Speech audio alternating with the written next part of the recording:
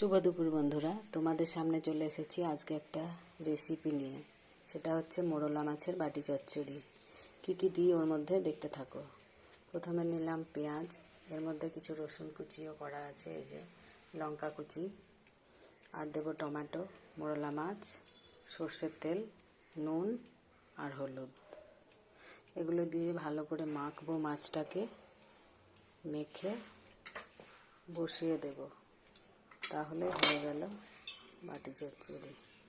মাছগুলো দিয়ে দিলাম, টমেটো এর মধ্যে দিয়ে দিলাম, এবার আন্দাজ মতো নুন দিলাম, দিলাম পরিমাণ মতো হলুদ দিয়ে দিলাম। এবার এটাকে ভালো করে হাত দিয়ে মাখতে হবে, মেখে